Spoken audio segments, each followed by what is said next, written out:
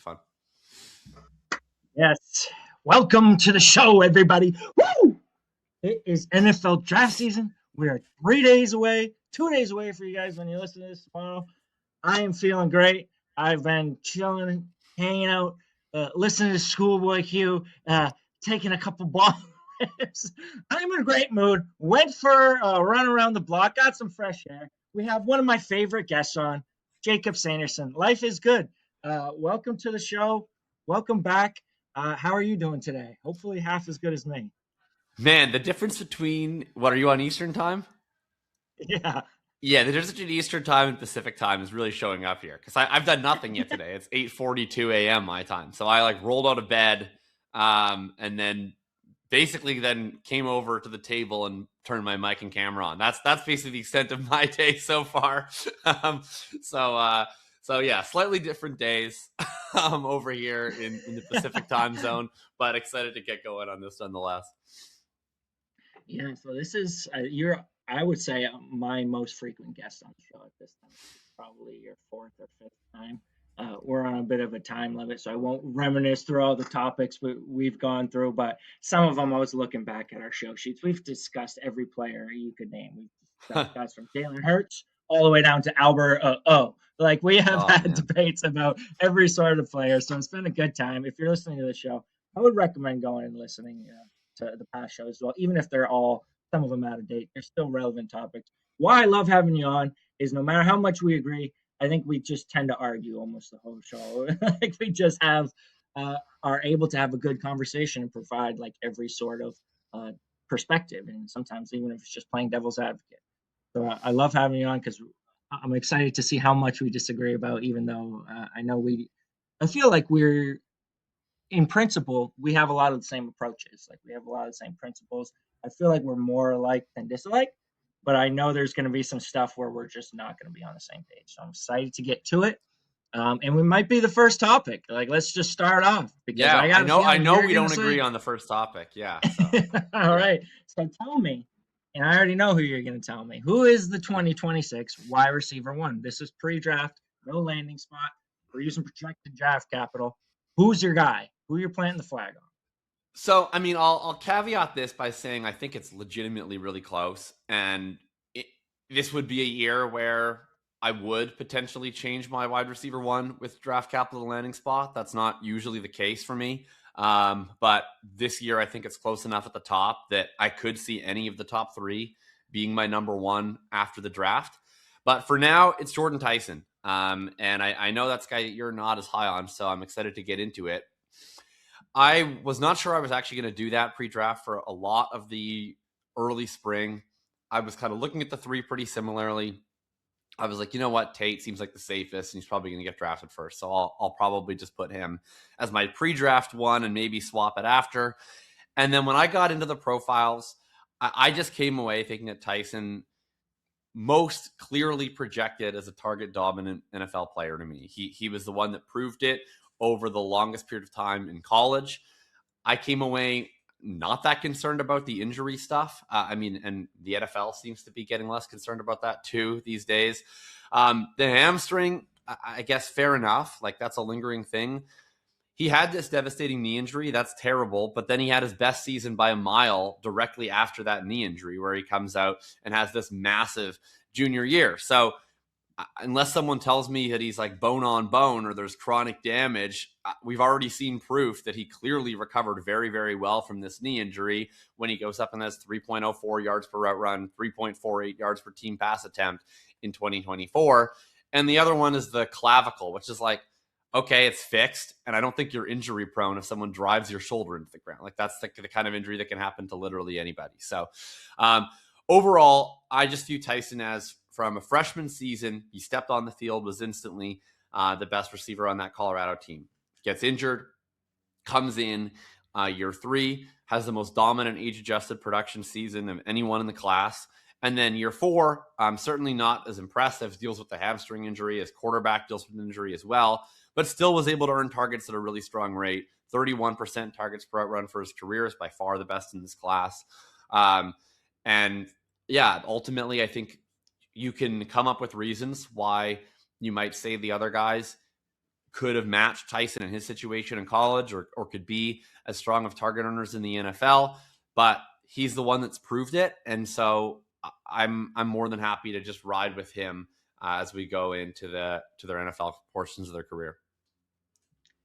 Yeah, I think that argument is fair because I can't argue against the production. Like Jordan Tyson's production is as good as anybody in this class. The problem for me is when I look at skill set, I don't find anything to love about this guy. I can't say, oh, he's elite at this, elite at that, and like look at his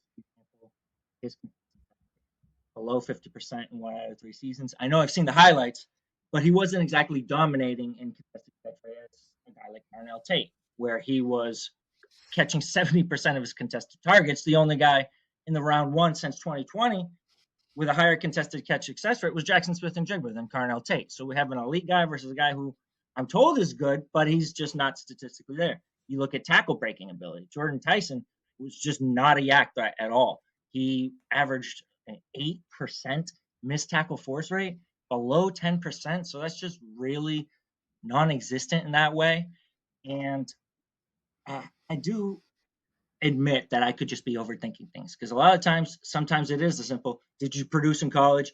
Did you produce in the NFL? I will admit I did some of this overthinking with Colston Loveland last year, where I said the same thing. All right, I don't have elite athleticism. I don't have elite tackle breaking ability. He wasn't statistically dominant in contested catch rate, but Colston Love was none of that mattered in college. He was produced nonetheless. So it could be the same thing with Jordan Tyson, where I'm just looking at the skill set, not seeing it, but it didn't really matter because the guy gets the ball, he demands targets.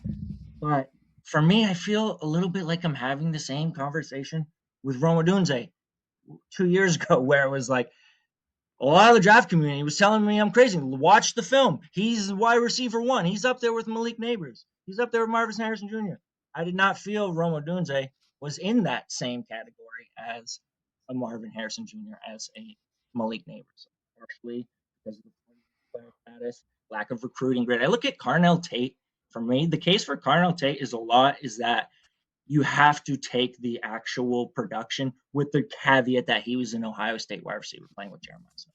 You switch him and Jordan Tyson, I mean, come on, let's not act like that's not going to affect the production. And then I look at the skill set again.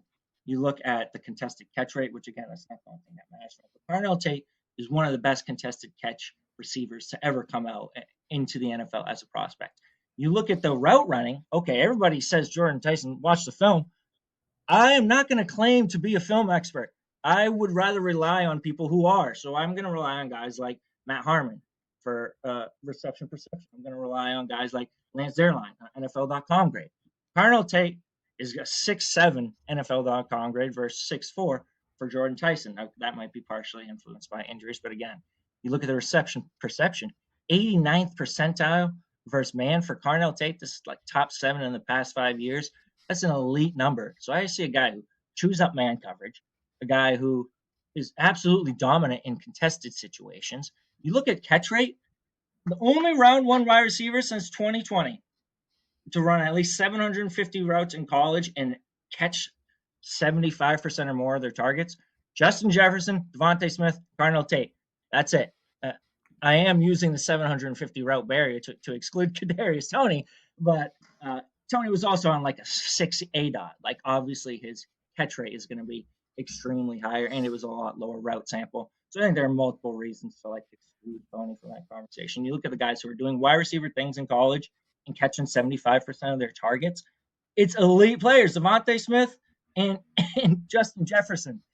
And then you say, okay, you have to go through the hypothetical. What happens if we remove Jeremiah Smith from the situation? And all of a sudden we have the actual production for Carnell Tate to match all of the actual skill set projections to the NFL. And I just think it's better than Jordan Tyson. Flat out, I think he's a better skill set projection to the NFL. I will say Jordan Tyson was elite in reception perception versus zone, but 41st percentile versus man. He was not chewing up man coverage in the sample that I look at. The zone, it was great. I'll give him that. But I'm not even concerned about the injuries. I'm not a guy who is going to fade a player for injuries. I am on record fully I do not buy into injury narratives. That's not why I'm saying. So if Jordan Tyson is good, I'm especially because I just don't think he's that good. I don't think he's as good to be the wide receiver one in the class.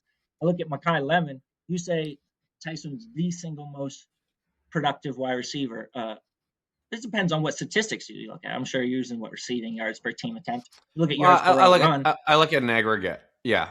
Yeah, you look at yards per route run. That would say Makai Lemon was a more productive player than Jordan Hicks. 3 yards per route run for his career. You look at the guys there. I like Makai Lemon and Cardinal Tate better than Jordan Tyson. So it's hard for me to like be sold on anything but the production when I feel like a lot of it, one, is being weighted in a 20 reception freshman season at a putrid Colorado offense where yes, the market shares were good, but it really was not like a great actual raw statistics performance. And I think you should look at both. Like it's good if you're You want to mention how many yards? Targets. If you're going to mention how many receptions, you want to mention like the 22 yards per reception that year. Like it's not like it was like 20 receptions for 230 yards. No, it was good. It was good, but I think we're weighting a lot of it to the market share. When again, you look at Cardinal Tate, he was on the field as a freshman at Ohio State playing with first round picks. Like you swap those guys, it's going to be different. So I feel like a lot's being anchored in that small sample freshman season where it's like, yeah, he was good amongst the crowd. Like, but he was good. But I feel like that's being overweighted, and I don't buy into the skill set being elite. It reminds me a little bit of Roma Dunze. Harmon is competent to Amari Cooper, which I think is a wide receiver one in fantasy. I've heard the Jerry Jeudy comp. I feel like that's a low end. I mean, the Amari Cooper comp makes sense to me. I think two other guys like the missed tackle for stuff. I think is a legitimate red flag, or maybe more of a yellow flag to me, because I think ultimately like the job of a wide receiver is to get open and catch the ball more than anything else. So it's not a major concern for me if a guy struggles in the after the catch department. I think it's a maximal ceiling dropper. But like you still look at guys like Devonta Smith, Chris Olave. They were never particularly elite missed tackles force guys in college. They're still not in the NFL. They're still very good players. Then you have, a different category of guys. Like George Pickens was not a particularly elite missed tackles force guy in college. He became a better one in the NFL. So there's two paths. I would put Tyson more likely in the Olave and Smith bucket. Is that typically what I would view as the ceiling for a wide receiver one in the class? Like, not ideally. I don't think that there is. Like you mentioned the Roma Dunze comp before, and you're saying people were putting him in the same bucket as Marvin Harrison and Malik Neighbors. I mean, yeah, I thought that was really crazy, and I certainly didn't agree with that at the time. I had a widespread between those two. There's no Neighbors, there's no Harrison in this class. So, if Roma Dunze was in this class, I think he would have an argument for wide receiver one in this one. But I like Tyson more than I did Rome for sure, because he has the early production on the side that Rome didn't. I mean, Rome was a 3-year breakout guy whose profile was predominantly being driven by year 4. Tyson was an immediate breakout guy who didn't have any stats in year 2 because he was injured. But then every year that he's played, he's been a target dominant player, and it's driven really by the year 3 instead of the year 4. Pretty likely he's not even a late declare if he doesn't break his clavicle in the Big 12 championship game last year, and he probably comes out if he could have participated in the pre-draft process. So I think some context is necessary for that. My issue with Tate, so I have Tate at wide receiver 3. I really like Lemon, and I wouldn't be surprised if Lemon is my wide receiver 1 after this for the reasons he said. My issue with Tate is his profile to me just screams better NFL player than fantasy player. You mentioned the missed tackles forced issues with Tyson. Tate has those same issues in terms of yards after catch ability. I get that contested catch stuff is great. To be honest, that's just never been a part of what I really care about is contested catch ability. I care about you earning uncontested targets. I don't really care that how good you are at catching contested balls. Ideally, that's a pretty small percentage of your targets. If that's a large percentage of your targets, that's probably a different concern. I'm not saying that it is for Tate. He gets open fine. And you mentioned the reception perception stuff. They have the inverse profile. So, Tate, 89th percentile versus man, 32nd percentile versus zone. Tyson, 89th percentile versus zone, 41st percentile versus man, and Tate was also a lot better versus press. To me, that's just like deployment stuff. Like the NFL plays more zone than man, beating man and particularly press coverage is really more of an X wide receiver issue than it is a flanker or slot wide receiver issue, where you're going to see way more reps versus zone. And I agree. If I was drafting a starting X wide receiver, I'm taking Carnell Tate. My issue is, outside of T. Higgins, George Pickens, Nico Collins, there's not a lot of high-end fantasy producers that exclusively play X wide receiver. We even see Chase and Jefferson get moved around the formation. My concern with Tate is his profile lines up with the pure X wide receiver mold of, you're going to play every snap at X because all of the things you're best at are particularly helpful for that position, but you don't have the other traits that makes us want to move you around the formation. You're not an after the catch threat. You're not elite versus zone, despite being elite versus man. And so my fear is he's just going to constantly play his NFL career on hard mode. And we saw some of that at Ohio State, where, yes, he's a very efficient player, very helpful player, but he's only getting targeted on 21% of his routes. And I just look around the NFL and I see his most common comps, like at the high end, would be the Higgins and the Pickens. I think they're both in really ideal situations with elite quarterbacks who push the ball downfield, that generate a ton of dropbacks. I mean, you want to talk about Rome Odunze, I think that's a similar player to Carnell Tate. And I think that he might have more success in other schemes, but he gets stuck in this timing-based offense where he's running a lot of sacrificial routes. So that's my concern about Tate is just, I could see, I mean, he's better than Alec Pierce, but like, this is another example of a player who's obviously very valuable in the NFL. He gets all this money. He's like a wide receiver 3 in fantasy. And I just worry about Tate, that he's going to be running a lot of routes that aren't meant to be targeted, in hopes of taking the beating of consistent X reps for an NFL offense. And I still like him. He might even be my wide receiver 1 after the draft if he gets the best landing spot. But I just have more concerns about how translatable his skill set is into fantasy production compared to the other two. Yeah, I do think contested catch success rate is one of the lesser things I care about. And I would say the far more important thing to me would be that 89th percentile mark versus man coverage and interception perception. So for me, it is more he gets open at an elite rate. And when he gets thrown the ball, you cannot stop him when the ball's in the air. So he gets open and he wins at the catch point. So I do agree the contested catch rate is secondary. If he didn't have that 89th percentile mark versus zone, versus man coverage, excuse me, I would be far less enthusiastic. And I do feel like Pickens, Higgins, those are more medium, perhaps slightly lower than medium range comps. You look at the draft capital, those guys were second round picks. Carnell Tate's going to be a top 10 pick, early declare. You look at players who were top 10 picks, early declares, and 5-star recruits in the past decade. We have Jamar Chase, Garrett Wilson, Carnell Tate. So you remove Jeremiah Smith, put him on Jeremiah Smith on any other team in the country, and you give Carnell Tate he was a pretty good 2.27 yards per run. You get him at 2.5 plus career yards per out run. You get him above like that 20% up to 22, 25% target per out run. You add all this five-star recruit, early declare, top 10 pick. He's 89th percentile versus man, elite. He's got basically everything but the elite versus zone. He's got it all. He doesn't have the elite athleticism, but I do think AJ Green's more of a higher end comp, whereas T. Higgins and George Pickens might be more of the medium range comp. So I do see an elite, like, okay, this guy's getting 150 targets in a year, 150 plus.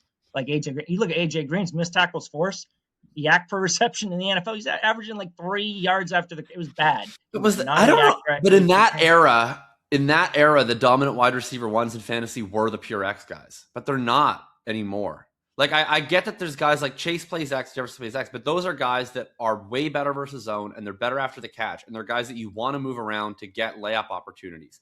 And but to that's me, also a sample size bias, because we're talking about a few wide receivers. We're saying that, like, you had the Megatrons, AJ Greens, the Randy Moss. Those guys just don't exist today. Like, if they did exist today, they might be more of the focus. So I feel like, where are we generating that conclusion from? I just think that the game is very different. I mean, we used to have defenses that predominantly played base defense, even on passing downs. And in that world, if you're only working against single high safeties and base defense, you're consistently left on an island. But that's just not really how defenses are playing anymore. They're playing more too high. They're playing a lot more defensive backs on the field. They're playing a much higher rate of zone coverage. And so it just makes it a lot harder to win on the diet of routes that an X receiver is winning. It's still a super valuable role in the NFL because if you don't have that threat, the defense is going to clamp on you. But I feel like a lot of what the X receiver is being asked to do now is to open up space for others, to open up space for the Makai Lemons of the world, frankly, who are able to win consistently over the middle of the field. And, there's the unicorns who have all of the ability to play the X receiver, but are so good at everything that the offense schemes them up the layup touches anyways, right? That's your Chase. That's your Jefferson. But the ingredients that to me Tate is missing, it's a comparative advantage issue for me. He's going to be the best player on his NFL team at all of the X receiver stuff because he's so elite versus man and press. He's great in the contested catch situations, and he's got size.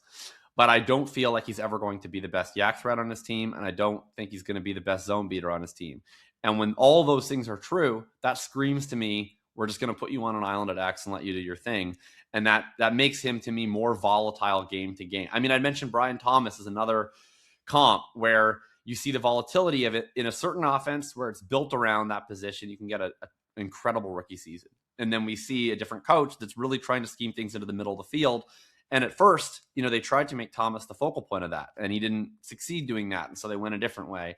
And I do just think that there's a little bit more volatility with Tate's projected deployment. I mean, it's a small issue. Like I thought I might end up with Tate wide receiver 1 when I started the pre-draft process. So it's not like I'm seeing a wide gap. I have all 3 of them in the same tier. It's just of the 3, he's the one that makes me the most nervous just based on what I see as his likely NFL role. Yeah. And I'm glad we're both including Makai Lemon still in this conversation because it seems like he's falling out of favor, like in a lot of people's rankings. He's not getting the projected draft capital that the other 2 are getting right now. So I'm glad to see that you still have him there as well. Like, what are your concerns as far as the fall for him? Are you worried about anything for him? I mean, if he fell to like round 2, I guess I'd be really worried, but I don't think that's particularly in play. It seems like he's still projected to be the 3rd wide receiver off the board. I don't think it would be that shocking if he became the 2nd, and probably at worst he's the 4th. So I'm not too concerned. I think he's going to go in mid to late round 1. I mean, the only major concern that I've seen for him is what if an NFL team decides he's slot only? And I don't think that's a major concern for me. Like, he was actually more efficient on the outside than he was in the slot. And then most importantly, he's going to probably go in round 1. And we've seen players that I think are more talented than their teams have deployed them, like a Jaden Reed or a Josh Downs, where they've been relegated to this slot-only role. I think they're capable of more. But those guys were day 2 picks. I would be stunned if an NFL team drafts Makai Lemon in round 1 with the plan of only using him in the slot. That just wouldn't make much sense to me. I mean, if he's bad, and then maybe he becomes slot only, but I'm not really concerned about what his ceiling outcome is in the event that he's a bust. So I think if he's drafted in the 1st round and he hits the expectations, he's going to be able to run all the routes. How high the ceiling is, I mean, I think that there's like fair enough concerns, I guess, that we're dealing with a smaller guy who's doesn't have elite speed. And, it's fair to say maybe the like top 5 dynasty wide receiver is probably tough to reach at that point. But he's also a guy that I think demonstrates upside in the most important ways, which is he earns a ton of targets.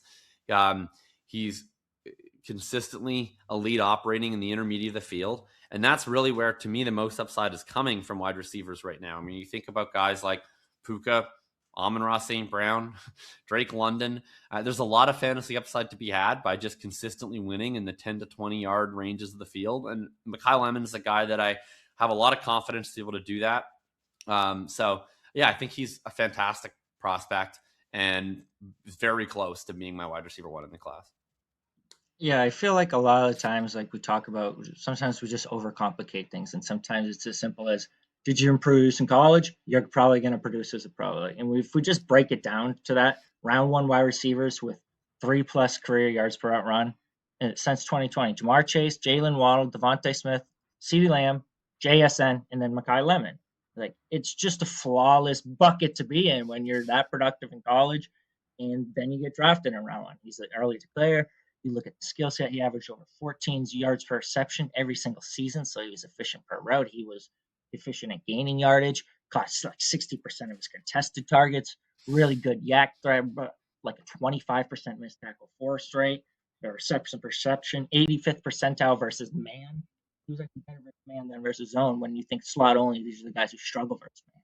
He's 85th percentile versus man, I think 78th or 79th versus zone. So just good versus both. He's a guy who just wears the red flags. I think we're both agree we don't give a shit about the combine interviews. Let's move on from the wide receivers. We spent 25 minutes. We got to get to the rest of the show. We got about half hour and a little bit longer left. Let's move on to the tight ends. Who is the 2026 tight end one? Is it Kenyon Sadiq? Is it Eli Stowers? Who is your tight end one pre-draft? I think pre-draft it has to be Sadiq, honestly. I think it's fancy play syndrome if you're projecting a guy with mid-round 2 draft capital as your tight end one over a guy who's going to go in the middle of round 1, unless you have to be really, really confident either in Stowers' talent or role or like a massive Sadiq hater. And I'm like a light Sadiq hater, but certainly not to that extent. We'll start with Sadiq. I have 2 concerns about him, but I don't think that either are locks to persist into his NFL career. So my issue with him would be just the overall production is light. Doesn't play. Is he a redshirt sophomore? Basically didn't play year 1. So then his redshirt freshman year or sophomore, whichever, his year 2 out of high school, he runs about 152 routes and was pretty efficient, 2.10 yards per route run. That's great. And then has a much higher role this last year after Terrence Ferguson gets drafted, becomes the tight end one, albeit in a committee with Jamari Johnson. And he runs about 340 routes, yards per route run dips down to 1.62, and he's going to enter the NFL at a career average of 1.77. It's not ideal production. That being said, he was really young.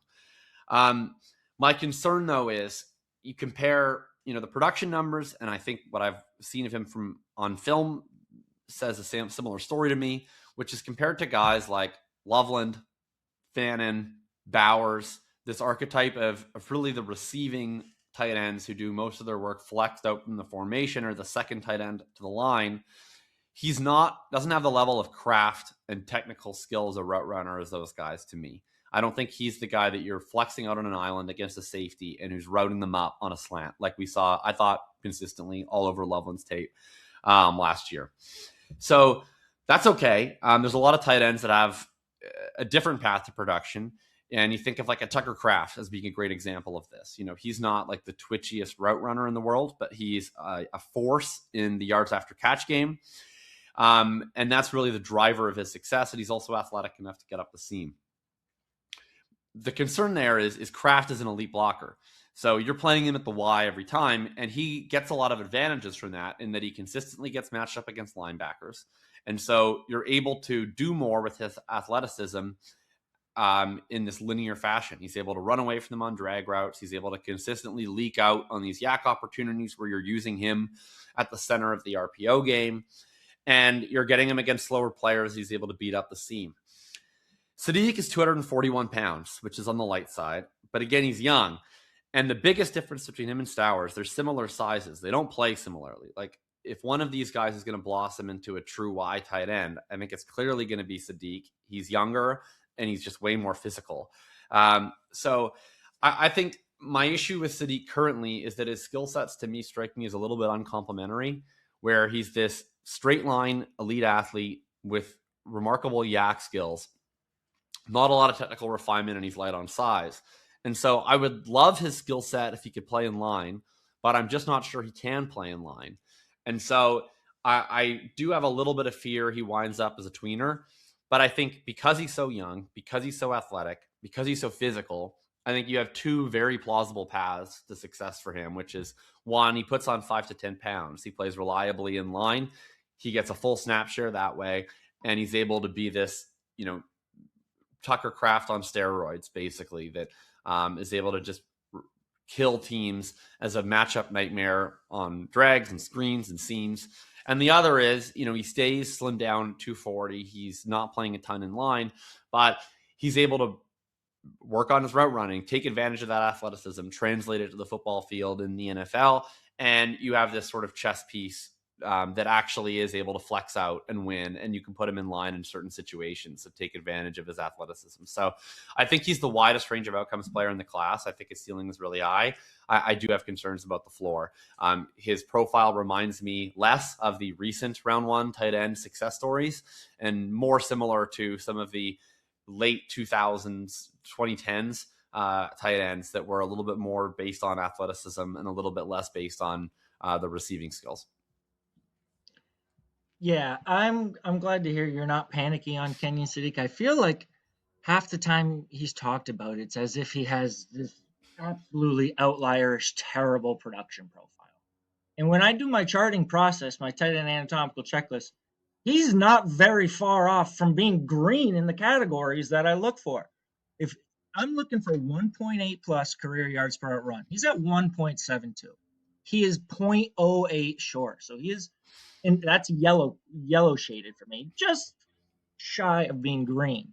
Talk at career targets per out run. I'm looking for 20%, 0.200. He's at 0.194, just shy. And a lot of that has to do with the fact he's an early declarer. You look at tight ends, there are very few tight ends, number one, who are just declaring early in general. The only tight ends to declare early and get drafted around since 2000, this is 26 years. Vernon Davis, Eric Ebron, Njoku, TJ Hawkinson, Noah Fant, Kyle Pitts, Brock Bowers, Colston Level. That's less than 10 prospects in 25 years. Every single one of those guys, by the way, except for Noah Fant, had at least one NFL season with 80 plus receptions, 1,000 plus yards, or double-digit touchdowns. So you can get an early declared drafted round one. It's basically a lock for 80 plus receptions, 1,000 plus yards, or double-digit touchdowns. I'm not counting Colston Level in there because he's played one NFL season. We're just going to say he's going to hit one of those at some point. So early declare round one, you see, is very predictive. And then you look at a lot of the tight ends who were looking at the career numbers. They're boosting it in their fourth season. Tyler Warren, 1.25 yard per route run through his first 3 NCAA seasons. He finished with 1.98 above that threshold. Trey McBride, 1.65 yard per route run through 3 NCAA seasons. If he had declared early, he would be below threshold, worse than Kenyon Sadiq. Sam Laporta, 1.75 yard per route run through 3 NCAA seasons. Ended up 1.89 career total above that. So you look at Kenyon Sadiq, 1.72, then he declared early. He goes back. He's almost definitely hitting that 20%. Is he now? Because he had a lot less yards per route run as a full-time tight end last year than he did as a part-time player year two. Because he's so limited. This is where I'm going with the conversation, because then you also look at the fact he's playing with another projected round one tight end, Jamari Johnson. Right, but he ran a lot more routes than him. Johnson was just way more efficient.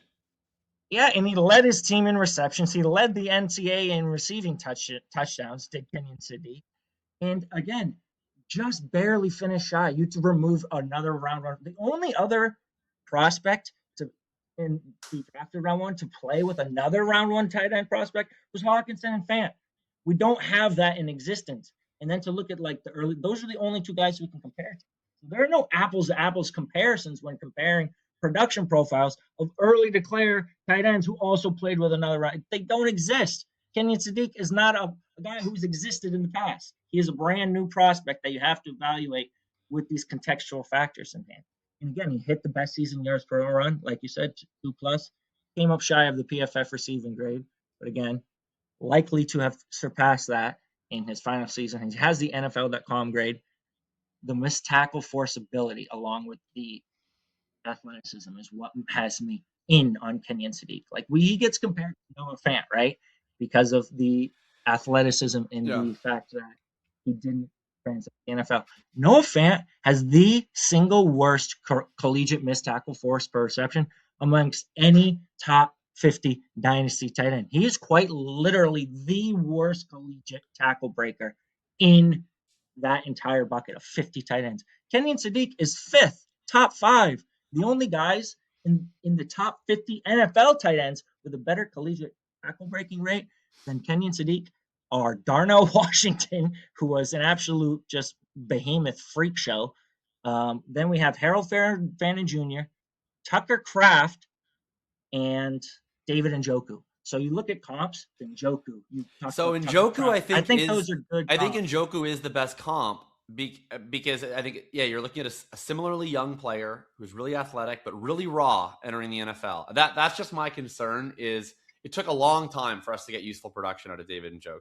It took us a long time to You get it know out who of I Eric think's a better Ebron. comp? You know who's a better comp than David Njoku? And it's Sam Laporta. You look at I think round Sam one Laporta and came in round two. so much more developed as a route runner. Like I think it's night and day. That's fair. I would say Kenyon Sadiq is the better athlete. I wouldn't say Sam Laporta is exactly a twitched up tight end.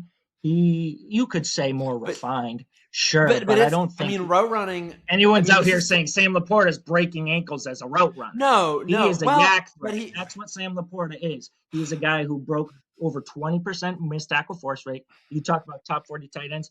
Missed tackle force rate, Sam Laporta ranks 7th, Kenyon City ranks 5th. Those guys are both sub 4640, both elite tackle breakers, unlike Noah Fant, who is quite literally the worst. So you look at career yards per out run, out of the 30 tight ends drafted round 1 or 2 in the past decade, Noah Fant ranked 16th in career yards per out run. Kenyon City ranked 15th, and Laporta ranked 14th. They all are right there in that same bucket of career yards per route run. Again, Laporta had the 4th season, boosting it even more.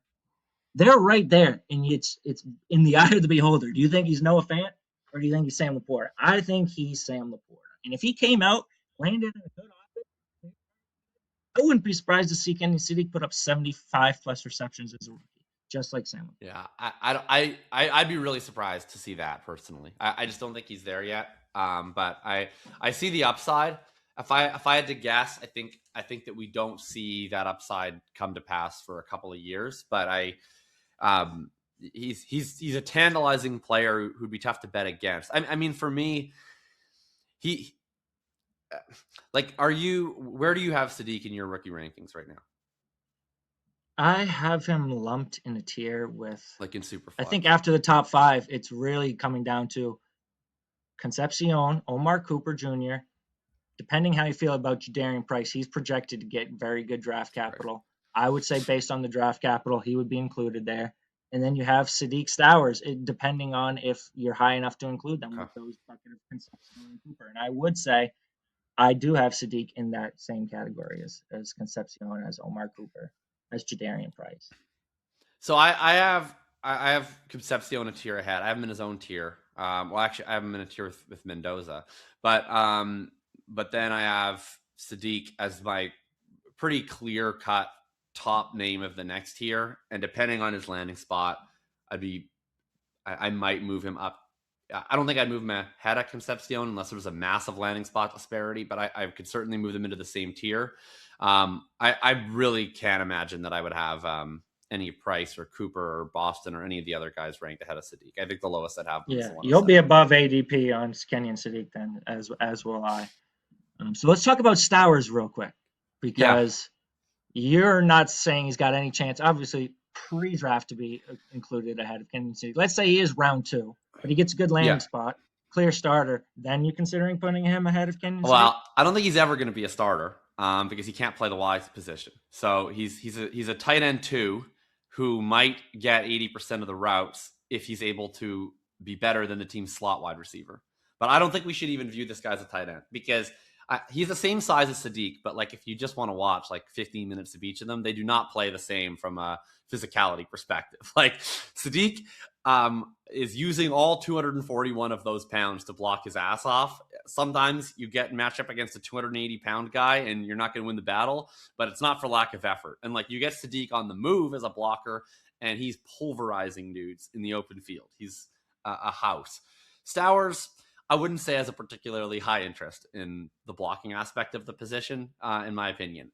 He is converted quarterback, so he only started playing full-time tight end his 4th and 5th years out of high school. That's where all the production is coming from.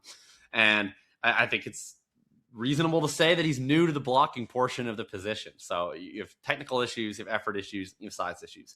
So to me, like the notion of him playing Y outside of obvious passing situations. So, any tight end, Mike Gesicki can play the Y on 3rd and 10 because the defense isn't respecting the run anyways. So it doesn't matter. You may as well line them up in line and get the easier matchup if it's a 2-minute drill, if you're behind by 2 touchdowns in the 4th quarter, if it's 3rd and 8, etc.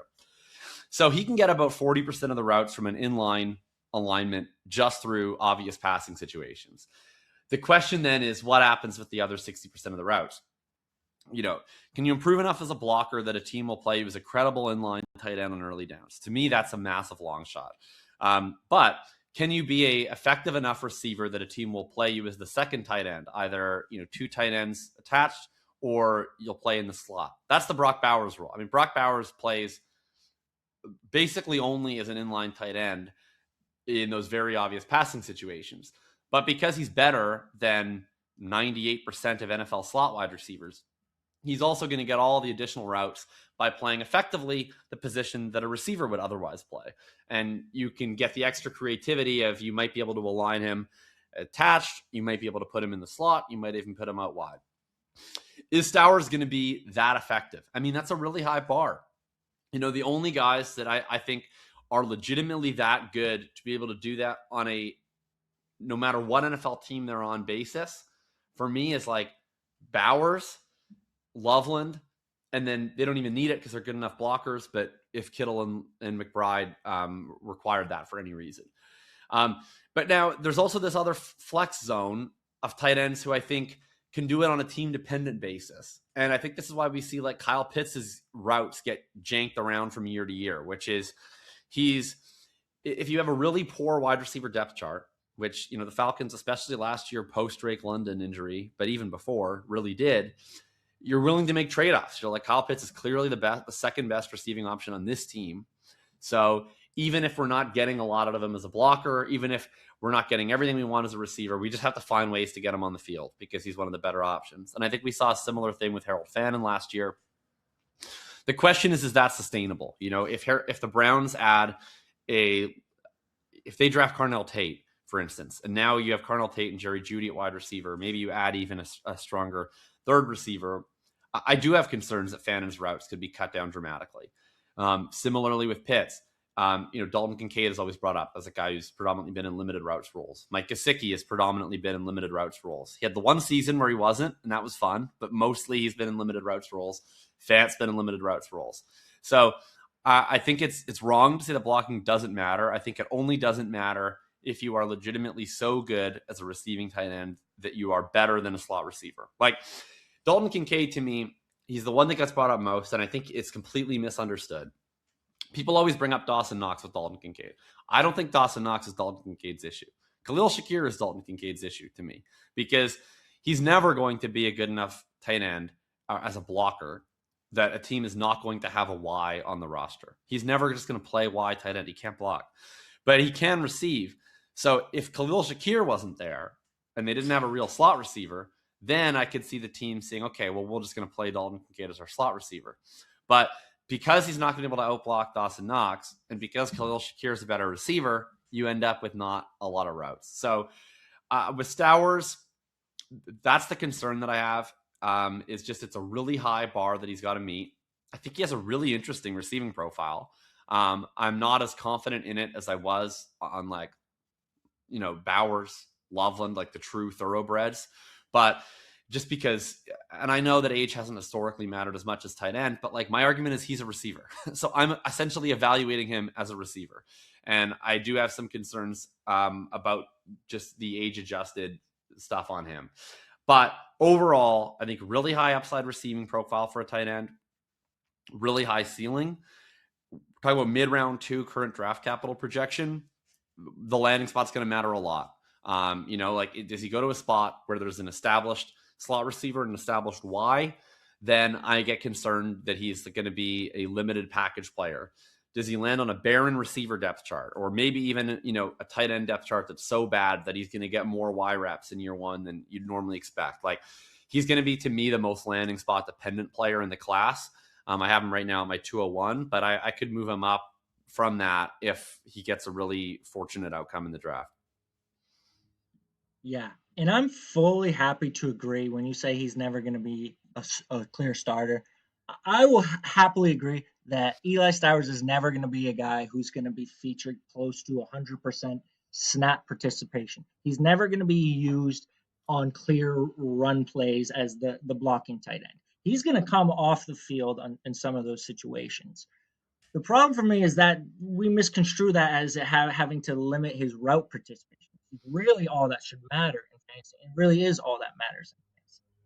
And we talk about Eli Stowers and, well, for one, him being compared to Dalton Kincaid. That is, I feel like it's so unfair of us to continue to hammer home at the Dalton Kincaid being used as the example for tight ends who can't block, because Dalton Kincaid has had recurring knee issues.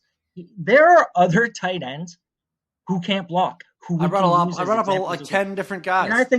And I think Kyle Pitts is a great example when you talk about the ceiling for a guy who can't block. Kyle Pitts' ceiling sucks. Kyle Pitts was second in route participation last year, behind only Trey McBride. No tight end was running a higher percentage of their. But what about the rest of his career? Like, we've seen really volatile route participation from Kyle. Again, well, you could also point to the knee injury. I think Evan Ingram is another example that we should be using for Eli Stowers. We've also seen very volatile route participation from.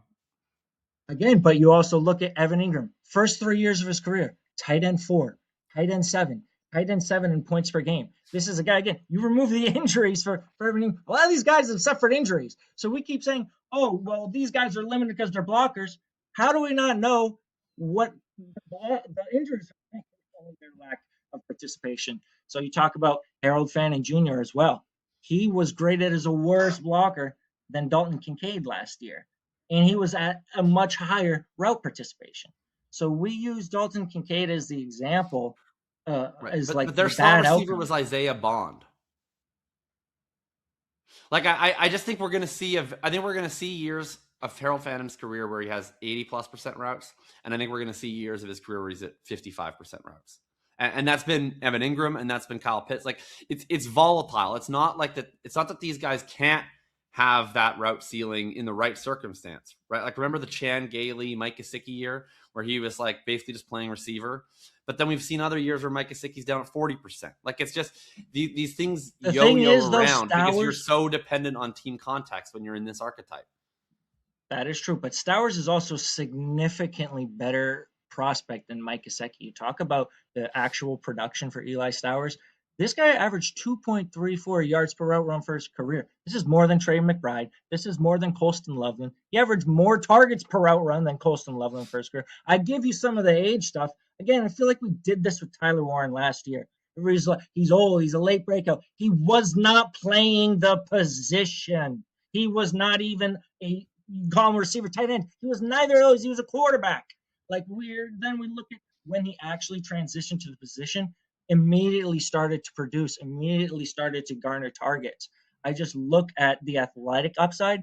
The only tight ends drafted in the first 2 rounds to have career 2+ yards per run and run sub 4.6, Trey McBride, Kyle Pitts, and Eli Stowers. So the upside is for him to be one of the highest route participation players in the league at tight end. He's not going to be asked to block, but you don't drive your Ferrari to the grocery store to go buy milk. That's not what you bought the Ferrari for. If he's drafted in round 2, you can almost guarantee a team is going to use him as a 70, 75+% route participation player because they ain't drafting him to block. He's not the guy who's going to come and do that. Teams draft guys in round 2 all the time that become situational players. Elijah Arroyo was drafted in round 2, barely played. He was nowhere near as productive. You want to compare those are not even in the same status. No, I'm comparing archetypes of players, and you saying you don't draft a guy in round 2. They're not the same archetype, though. Well, they play the same role on an NFL team.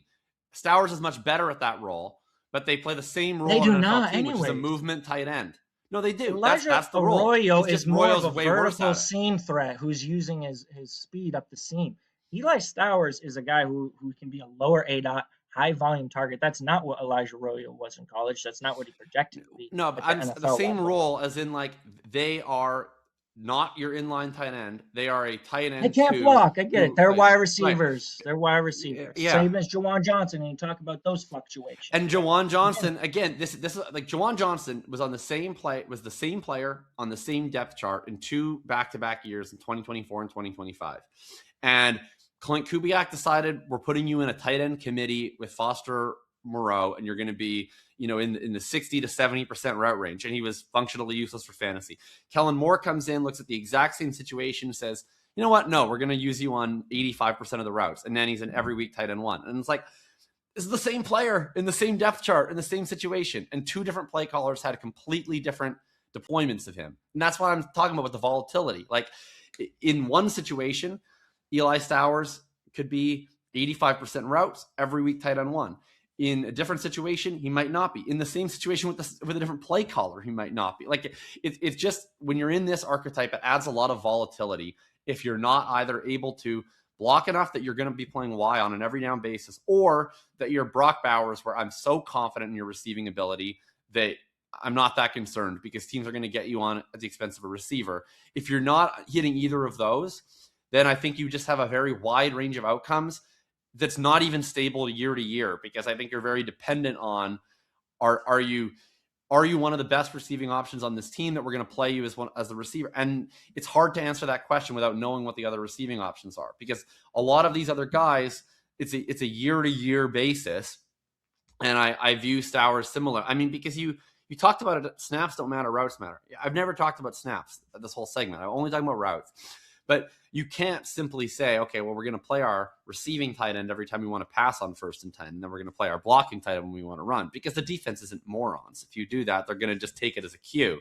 So you have to have consistent personnel groupings of what you're going to do on early situations. That's why I'm saying, on obvious passing situations, the 2-minute drill, 3rd and long, you're behind by 2 touchdowns in the 4th quarter. Yeah, you're playing Eli Stowers on every single snap in those situations. No question about it, because you don't need to be credible to the defense that you might run the ball. They know you're not running the ball. But 1st and 10, 1st quarter at the 30-yard line, even if you call a pass play, you want to make sure that the defense is honest about the possibility of running. And so you're not going to play Stowers in line in that situation. You might play him in the slot. You might play him as a second tight end of a wing, but it creates volatility is all I'm saying. I agree that he's a very, very high upside prospect. I do think you can have it both ways on some of the age stuff. Like you can't have on one hand, Kenyon Sadiq would have gotten over 2 yards per run if he played extra years. And then it's like, well, Stowers has, like, in many ways the best of both worlds, where he gets all this production in year 4 and 5, and he doesn't have any production in the first 3 years because he didn't play the position. So it's like his career yards per route run is exclusively buoyed by his age 21 and 22 production, which it doesn't make me dismiss it, but it makes me a little bit leery of it, especially when I think the role he's going to be playing in the NFL is more similar to a receiver than a tight end. And if this profile was there at receiver, we would care a lot about the age.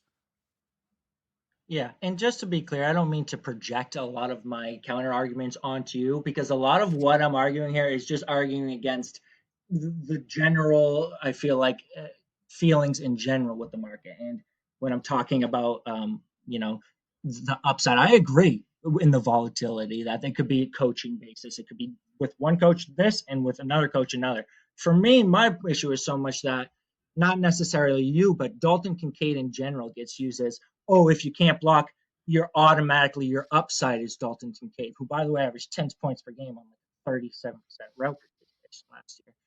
Whereas I see the ceiling. Kyle Pitts was a top 5 tight end in fantasy last year. We talked about for that route participation. We talked about Evan Ingram, the ceiling, 114 receptions in a season. You're not necessarily just can only be Dalton Kincaid if you can't block. You can be a top 5 tight end like Kyle Pitts. You can be 114 reception player like Evan Ingram. So the ceiling is exponentially high, even if you're the worst blocking tight end in the entire league. So that's really my argument for Stowers, is that the ceiling is just astronomically high, and that Dalton Kincaid is just being used as the only example by a lot, not necessarily you, but by a lot of people, where there are other good examples here as well. I mean, the ceiling is really high because he might just be an elite receiver, right? I mean, that's, again, like, to me, that's Dalton Kincaid's issue. The blocking was never a question. he's never going to be able to block. The issue is he has not been good enough as a receiver. And if you want to say it's because of injuries, that's reasonable. He's not been good enough as a receiver to warrant 80+% route participation on his offense that has an elite slot receiver. When you factor in his blocking limitations, that's his problem. Like Khalil Shakir, elite slot receiver. That's a take. He is. Yeah. Elite? As slot receiver. As a slot receiver, yeah. He brings. We're gonna move on to the next topic, Jacob. I mean, he's a better receiver than Dalton Kincaid, for sure. Who's tight end 3 before we move on to the running back? Sure. Is it Oscar Delp? No, I have Max Clare as my tight end 3.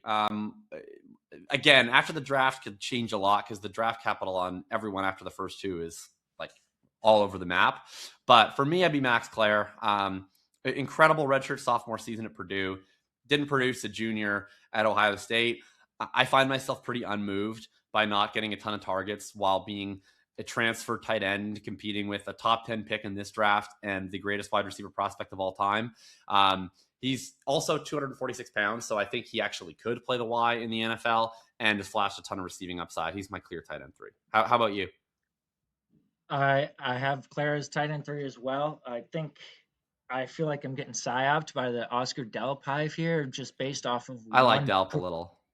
Pro day 40. I'll tell you what. If I was going to make the case for Oscar Delp, it would be this: he's fast and he generated yards after the catch, because that's the only place he charts green in my entire checklist. Got the 4.49 pro day 40, 38-inch pro day vertical. Again, you have to take pro day numbers with a grain of salt. 6.6 yards after the catch. That's a good number. But everything else, I'm like, it's not good.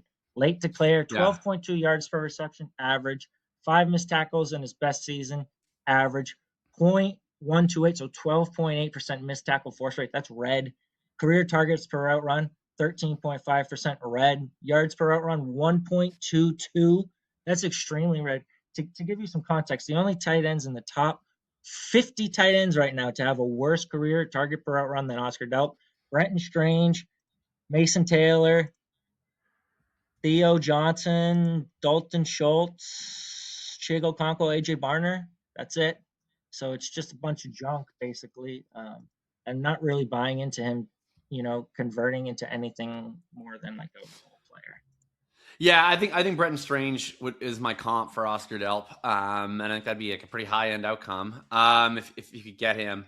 I mean, after the top 3, I just don't have a lot of confidence in any of these tight ends. I think that there's guys that are like receiving only profiles who don't impress me enough to foresee them in a major role the way that I can see Stowers potentially getting to that ceiling. So if I had a sleeper tight end, I think you have this later on the show sheet of 3rd and 4th round picks, but I'll just jump on it now. I like Eli Raridan because he's a guy where had the 2 torn ACLs in college, so you really only have the 1 season. But he had 2.22 yards per route run in that final season at Notre Dame. And there's an interesting note on his profile where his yards per team pass attempt stuff doesn't look as good, but he had this bizarro profile where he was held into pass block on 34% of his passing snaps, which is like, you don't see that anywhere in the NFL. The only guys who get any pass blocking participation at all that are receiving tight ends are like Cole Kmet. It's not even really a receiving tight end anymore, and George Kittle, but it's never 34%. It's like maybe 15, 20% most. So I think it's just a Notre Dame thing where they were just doing a lot of max protect stuff that I wouldn't predict to translate in any way to the NFL. But you have a really, really good blocker who showed receiving upside in a final year. He's a guy that I could envision very easily playing 90% routes one day and being a good enough receiver. So I like him. Yeah, I like Clare over Raridan. Clare hits 3 I have Clare higher.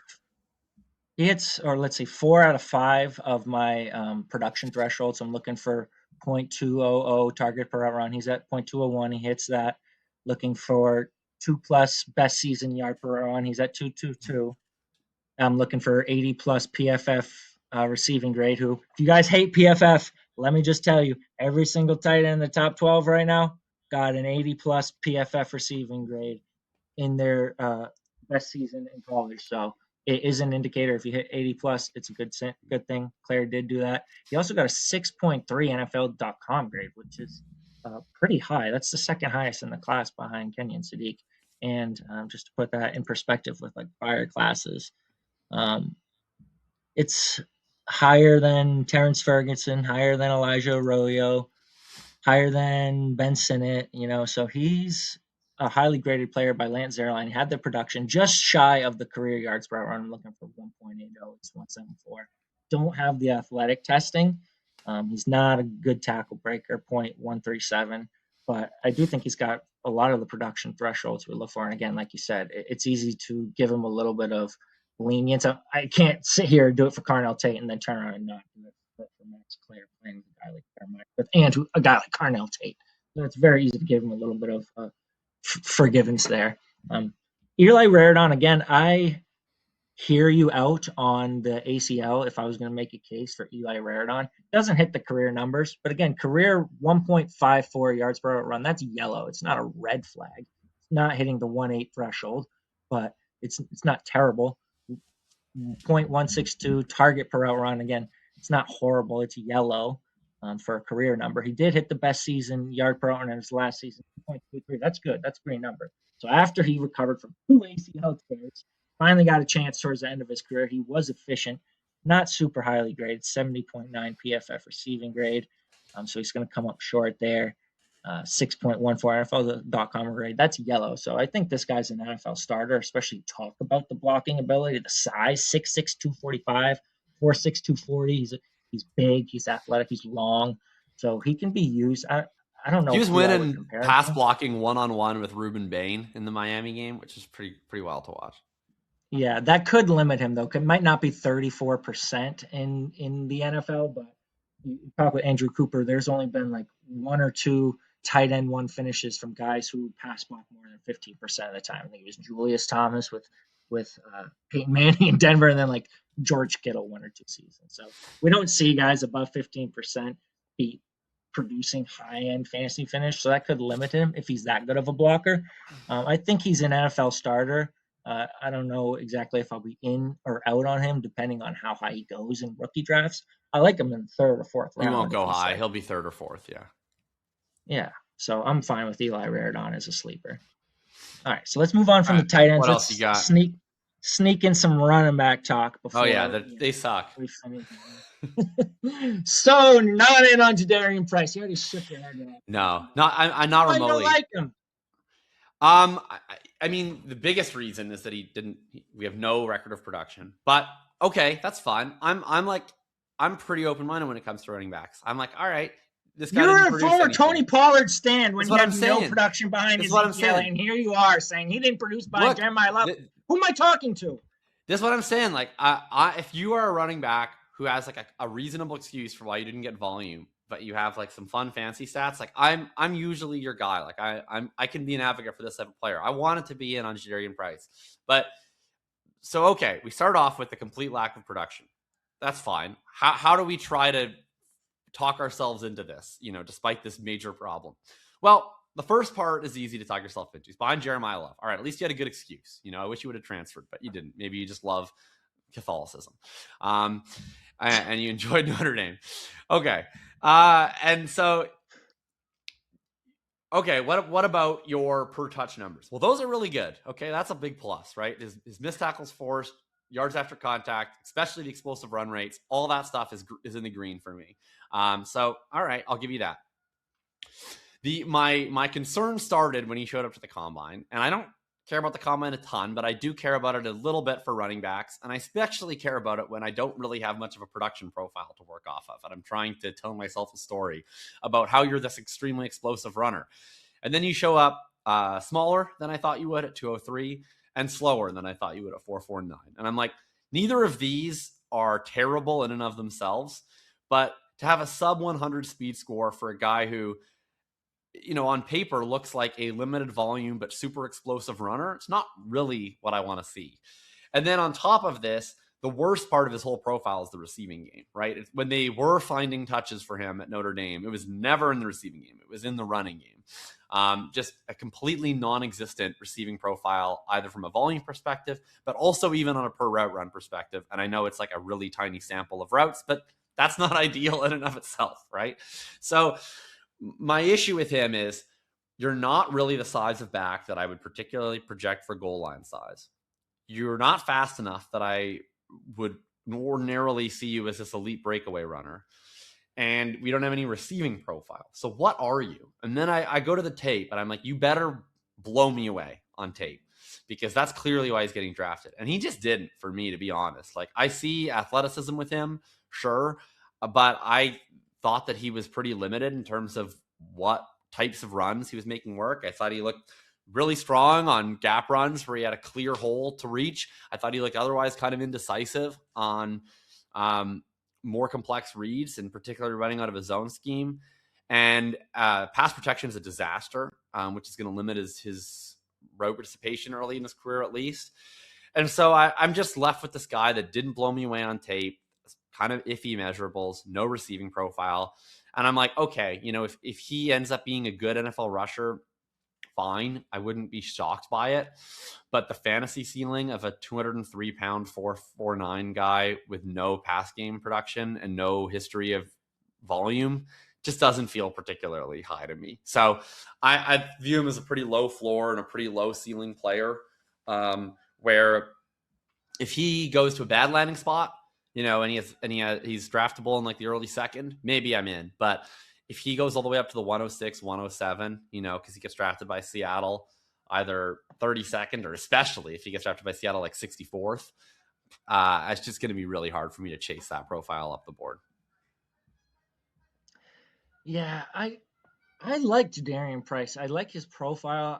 He's a highly recruited player, which, for one, I still care about recruiting grade. Not everybody does. I like to know start to finish how you came in, how you finished your career. Came in highly recruited. He was very efficient. 6 yards per carry for his career, 5.8 plus every we should season. note, sorry, just because you brought up his recruiting grade, this is an important thing in Price's profile, I think, is that he was recruited very highly, 4-star recruit, and then he has an Achilles tear in the summer before his freshman year. And so when they then recruit Love the next year, they would have had no idea what they could rely on from Jadarian Price at that point, because he's recovering from the Achilles. And so I do think that's an important factor in why he didn't have any volume in college as well. Yeah, if anything, I feel like the Achilles is more of a reason to be out on him than maybe some of the reasons you listed, because I look at the efficiency. He was excellent after contact. 4.28 yak per attempt for his career, 3.9 plus every single season. I don't know that we have to just rule him out for goal line work because of his weight and his size. I don't think he's small. And again, you look at Jahmyr Gibbs, Devon Achane, James Cook, for Pete's sake. Chase Brown is not a huge guy.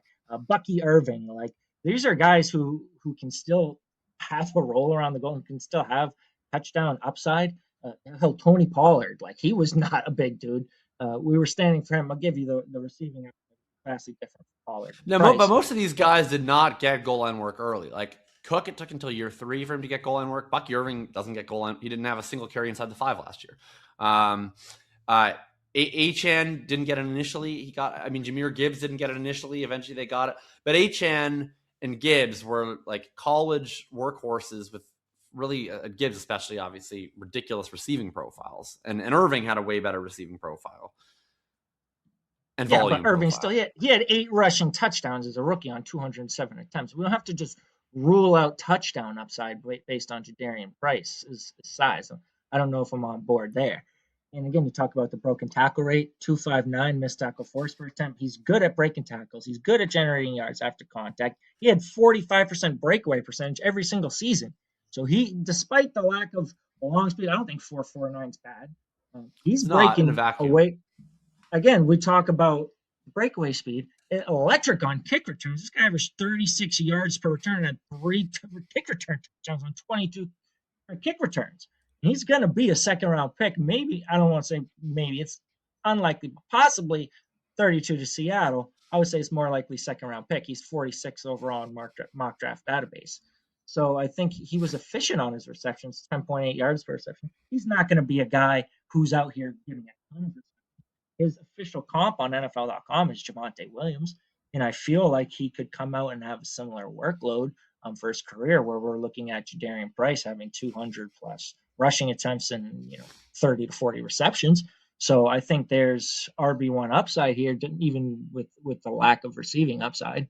So I look at the recruiting grade, the actual rushing efficiency, the projected draft capital, this guy looks like he's going to be an NFL starter to me, whether we like it or not. I mean, I think he could be a starter. I just, without the receiving upside, is he your RB2? No. Who is it? Jonah Coleman? Jonah Coleman. Yeah, I'm a big Jonah Coleman guy. I mean, if we get like a huge gap in draft capital, and particularly landing spot, like Jonah Coleman might be a full backup because he might go day 3, and Price, might go round 132 to Seattle, and obviously in that case, Price is going to be my RB2 post draft. But like, let's say Coleman lands on, like, I'll give him a pretty good landing spot. Let's say he lands on the Vikings in round 3. And Price goes to Seattle in round 2. I would take Coleman for sure. I just think he has so much more of a full profile. He's proven that he can actually handle a workload. His advanced metrics were not as fantastic in 2025, but they were way better in 2024 when he wasn't dealing with an ankle injury towards the end of his season. And on the whole, they're in the green for me. And then the most important thing for me is you have elite size and you have a receiving profile with Jonah Coleman. And so I have no doubt that if a team makes him a starter, Jonah Coleman as starter could look like 250 carries and 60 targets, like pretty easily. Now, is he going to be a starter? I'm not sure. He might, he's projected to go right on the day 2, day 3 borderline. So the floor on him is really low. And maybe he's just one of those backups like a Zach Charbonnet who you're really excited to play whenever the starter goes down because he's just going to fill up the box score, but then he goes away right after. That's plausible and totally in his range of outcomes. But I think that the ceiling for him is pretty fun because as long as he's installed as a starting running back, I think you're just easily racking up borderline RB1 to high-end RB2 seasons, a la David Montgomery, Josh Jacobs, Joe Mixon. Like, it's just pretty easy for me to see this with him. Whereas Price, I could see if he's a starter, but he's splitting goal line work and he's coming off the field in every 2-minute drill and every third down, and he's not playing in the fourth quarter when they're down. And what if Jadarian Price is a starter, but he gets like 195 carries and 20 targets? And it's like, that's just kind of what I see as being his most likely outcome. So if both of them look like they have a path to starting, I'm taking Coleman every single time. If Coleman looks like he's just going to be a backup, obviously I'm going to take Jadarian Price, but I view the upside with Coleman a lot higher for fantasy. Yeah, we're on board there. We're just waiting for the capital and landing spot so we can go ape shit over Jonah Coleman. Somewhere decent. Like, we just need something in this class, man. He's going to go up to like the 106 though if he does. Right? Like, just give us something, man. Just give us something. You talked about Jonah Coleman, though. He's very landing spot dependent in the draft capital range he's projected in. You talked about if he goes day 3, he could be in the backup range. If he gets drafted round 3, he could be in the backup range. You look at some of the running backs who were drafted in round 3 in the past couple of classes. Blake Corum, drafted as a clear backup to Kyle Williams. Marshawn Lloyd, backup to Josh Jacobs. Trey Benson, backup to James Conner. Kendre Miller, back up to Alvin Kamara. So he could get a round 3 pick and he's still looking like a clear backup. Even Charbonnet was a round 2 pick and drafted as a backup. So it could go sour for Jonah Coleman where we're like, we love him, but fuck. Like, he's just landed in round 3 to the Chargers or some bullshit. I don't know. But like, it could be bad where he's just has no value really going into his rookie season. But on the other hand, he gets early round 3 to a place like, again, you say, we put Jonah Coleman in Seattle in round 2. Oh my God, he's like, what, clear 106? You're going to start seeing him go in like the top 5 in a couple of drafts. Yeah, that I'm out. But I love Jonah Coleman's profile. You talk about the tackle breaking ability. In 2023, Ashton Genty averaged second most yak per attempt amongst NCAA running backs. Guess who was number 1? Jonah Coleman. You look at running backs to hit these thresholds and get drafted in the first 3 rounds. 125 plus attempts, 5 plus yak attempt, and 90 plus PFF rushing grade. And then get drafted round 1 through 3. We have Genty, Ashton Genty, Travis Etienne, and Jonah Coleman. So if he's obviously those guys are first round picks, so it's a little bit apples to oranges there. But when you're that good at generating yardage after the contact, he showed a good receiving profile as well, or at least an adequate one to be in the 40 to 50 reception range. I really like Jonah Coleman. All we don't have is all the pre-draft stuff because he basically failed the entire process. Like he didn't participate in anything. Like I think when he did, he didn't do very good. I don't even know if he participated in his pro day, but there's been nothing to gain No, he didn't. He value didn't in this participate in the pro offseason. day. I mean, he's slow. Like we can just say it. He's slow. But like Yeah, that's but I would not. have liked to see some But we vertical have. jumping. You know, you Okay, look at yeah. Cam I mean, fair Scatterbo, a enough. guy who came out there Yeah, and didn't participate in the 40, went out and put up like a 39-inch vertical. I would have liked to have that yeah. to add to his profile. So he didn't Yeah, give us I any wish of we that. had it too. I wish we had it too. I mean, I did like a whole write up in the piece where I was like, here's how he compares to basically the good version of this archetype, like your Ramondre Stevenson, your Josh Jacobs, your David Montgomery. And I was like, that's the good news. He compares pretty favorably to these guys. I was like, also he compares pretty similarly to Royce Freeman and Zach Moss too. And it's like to some degree, I think that there's a coin flipping where like how different are some of these guys really? And I'm like, yeah, they're kind of different, but like also I think it's just kind of a bit of like. If Royce Freeman, Zach Moss had that one good year in Indy.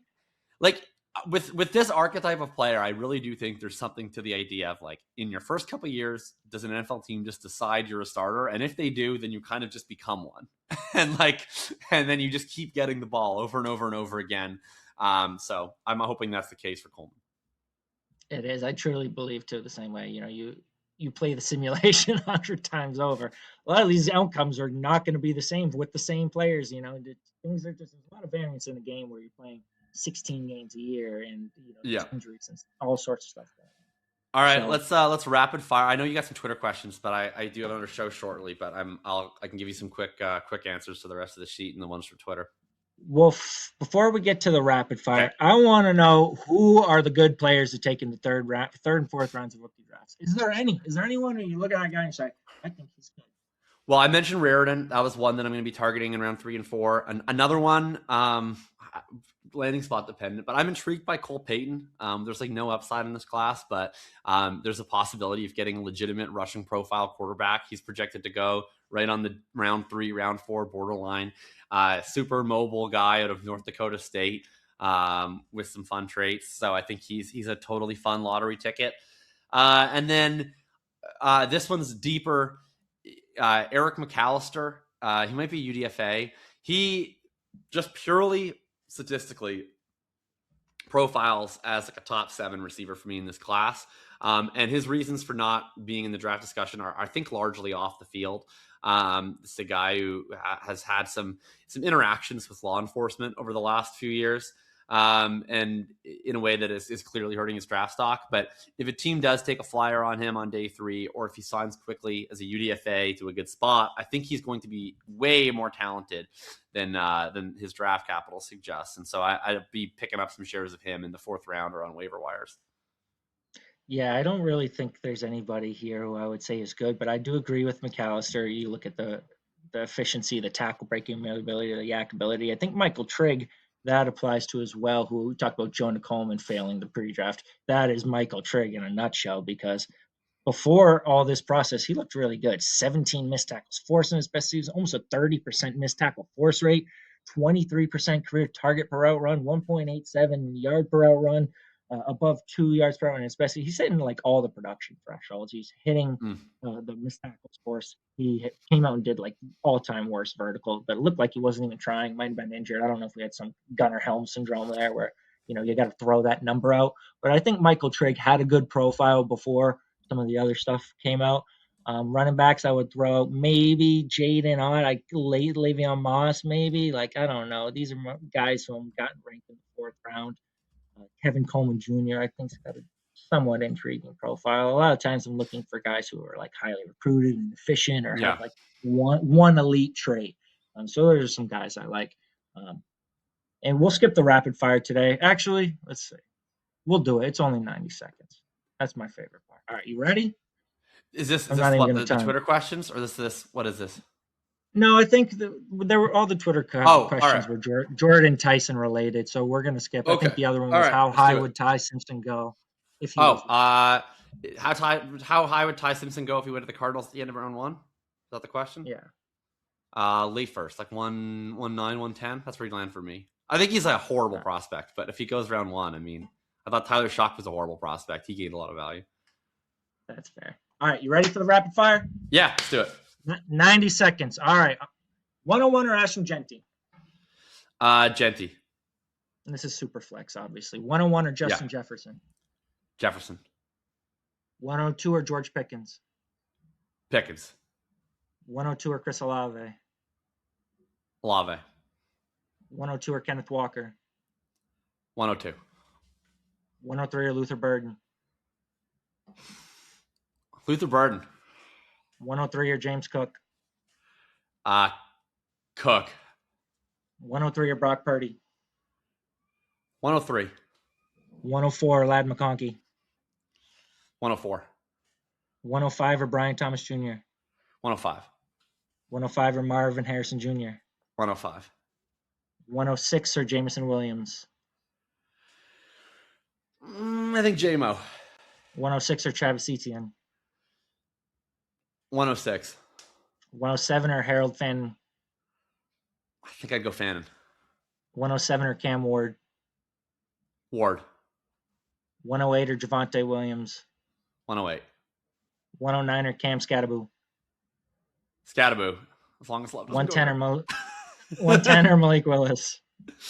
Man. Maybe Willis. All right, that's the last one. I think you got it in under 90. All right, I we'll gotta check. wrap it up I gotta here, check my guys. rankings and see how many of those I agree with. Well, that's good because sometimes you think you have it one way and then I you're know. forced to make the decision and you're like, Yeah. I think I gotta get that There right. was a few where I was like, I don't know. Anyways, Yeah. all right.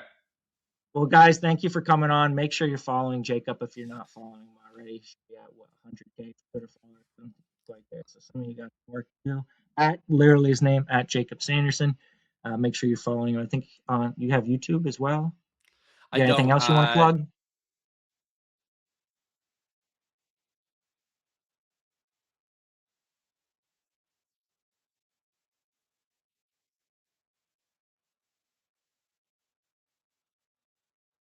Yeah, definitely subscribe to that. Yes. All right. Thank you again for jumping on. I'll let you go. I know you got another show. Let's go crush those rookie drafts, guys. Enjoy the draft.